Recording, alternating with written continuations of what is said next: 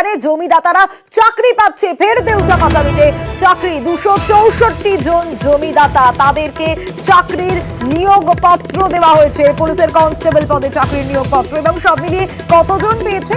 1500 জন জমিদাতা চাকরি পেয়েছেন। সিউড়ির indoor stadium, সেখানে চাকরির নিয়োগপত্র তুলে দেওয়া হয়।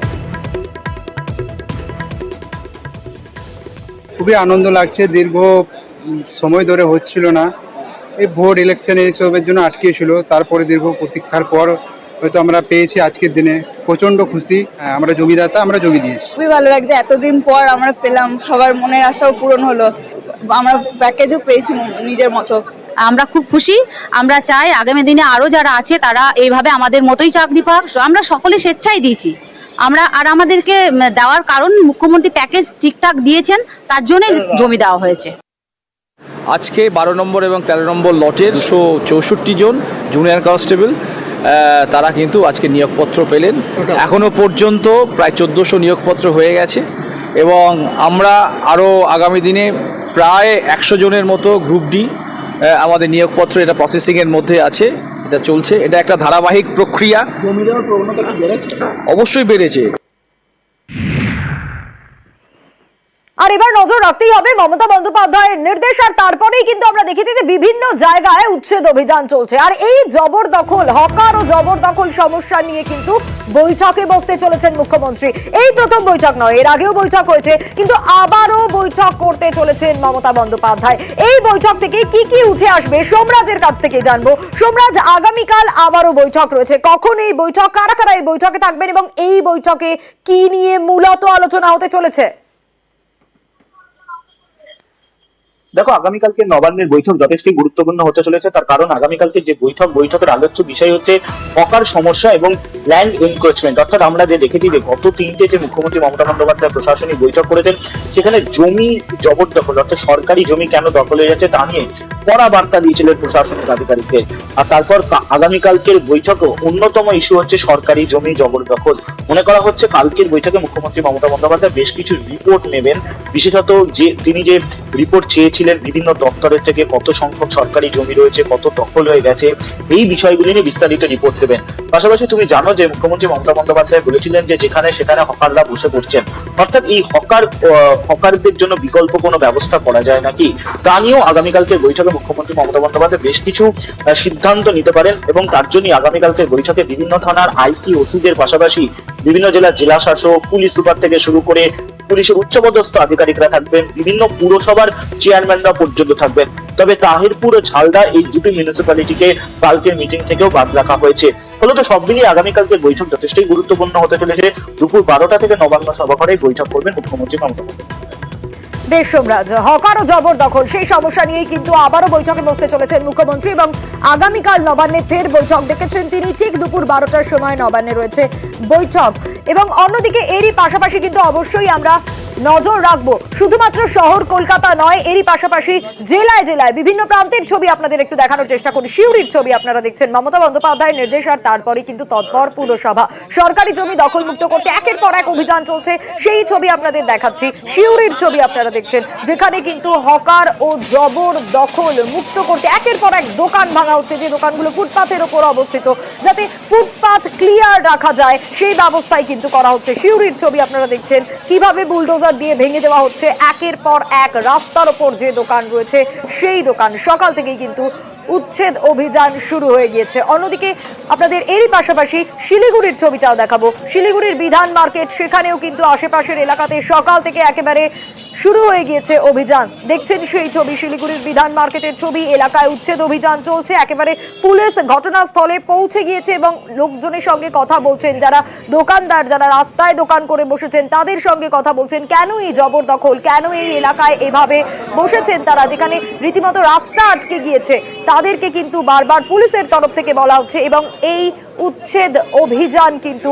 আজ সকাল থেকেই দেখা গিয়েছে শিলিগুড়ির বিধান মার্কেট এলাকাতেও।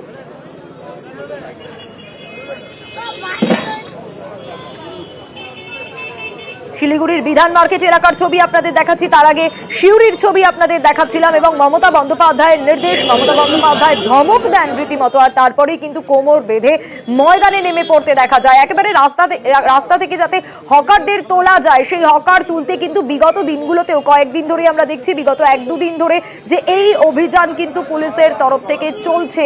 সরকারি জমি যারা দখল করে রেখেছে, এভাবে দোকান বাজার বসিয়েছে, তাদেরকে কিন্তু উচ্ছেদ করা হচ্ছে, তাদেরকে তুলে দেওয়া হচ্ছে। দেখুন, বিভিন্ন প্রান্তের ছবি আপনাদের দেখাচ্ছি, সিউড়ির ছবি দেখাচ্ছি, শিলিগুড়ির ছবি দেখাচ্ছি, হলদিয়ার ছবি দেখাচ্ছি, আলিপুরদুয়ারের ছবি দেখাচ্ছি। প্রত্যেক জায়গাতেই কিন্তু উচ্ছেদ অভিযান চলছে, যাতে ফুটপাথে হকাররা কোনোভাবেই না থাকে, হকারদের যাতে ফুটপাথে না বসতে হয় সেই ব্যবস্থা কিন্তু বারবার করা হচ্ছে। পুলিশের তরফ থেকে বলা হচ্ছে যাতে শিলিগুড়ি থেকে শুরু করে সিউড়ি, হলদিয়া, আলিপুরদুয়ার সব জায়গাতেই কিন্তু এই উচ্ছেদ অভিযান, পুলিশি তৎপরতা নজরে এসেছে সকাল থেকে। আজকের সকাল থেকে যে ছবিগুলো ধরা পড়েছে সেগুলো আপনাদের দেখাচ্ছি, কিভাবে বুলডোজার দিয়ে একের পর এক দোকান ভেঙে দেওয়া হচ্ছে এবং এই দোকানগুলো কিন্তু জবরদখল করে বসা একেবারে রাস্তার ওপর, যেখানে মানুষের চলাচলে অসুবিধে হতে পারে। বিভিন্ন প্রান্তে মানুষ বলছে যেখানে রাস্তাঘাট তো বাড়েনি, তার বদলে গাড়ি ঘোড়া বেড়েছে, কিন্তু গাড়ি যত বেড়েছে এইদিকে যখন ফুটপাথগুলো এভাবে জবরদখল করে বসা হচ্ছে তখন স্বাভাবিকভাবেই সাধারণ মানুষেরও সমস্যা হচ্ছে এবং মমতা বন্দ্যোপাধ্যায় রীতিমতো ক্ষুব্ধ ছিলেন তার নির্দেশের পরে এই ছবিগুলো।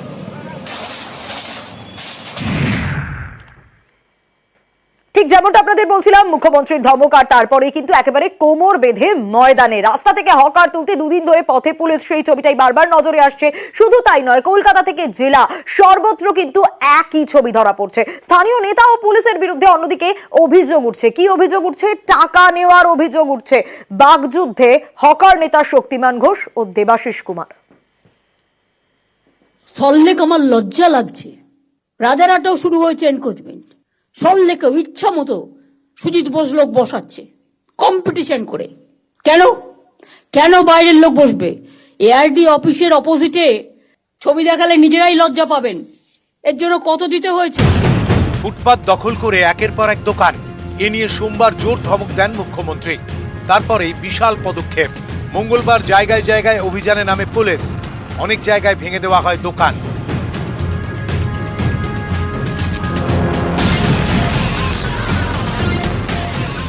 মঙ্গলবারের পর বুধবার আবারও পথে পুলিশ, একেবারে কোমর বেঁধে।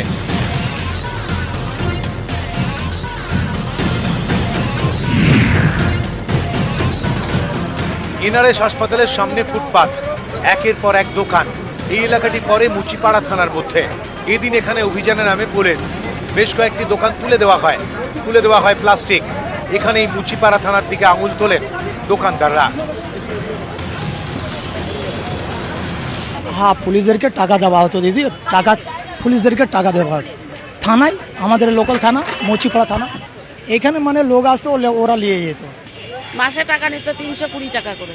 তো এখানকার একজনকে রেখে দিয়েছে, সে টাকা তুলে নিয়ে মাসে দিয়ে যেত। এদিন নিউ টাউনে অভিযানে নামে পুলিশ। কোল ভবনের সামনে ফুটপাথে পর দোকান। এখানে প্রথমে মাইকিং করা হয়, তারপর দোকান ভাঙতে এগোয় পুলিশ। তাদের বাধা দেন দোকানদাররা। শুরু হয় তর্কাতর্কি, উত্তেজনা ছড়ায়।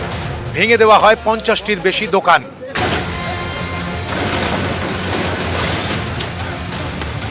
আমরা আমাদের একটাই দাবি যে আমরা সুষ্ঠুভাবে ব্যবসাটা করতে পারি, আমাদের পরিবার চলে, তার সঙ্গে আমাদের দোকানে যারা কারিগর, যারা লেবাররা কাজ করে, তাদেরও পরিবার চলে। অনশনে বসবো, না খেয়ে মরবো, আর কি করবো?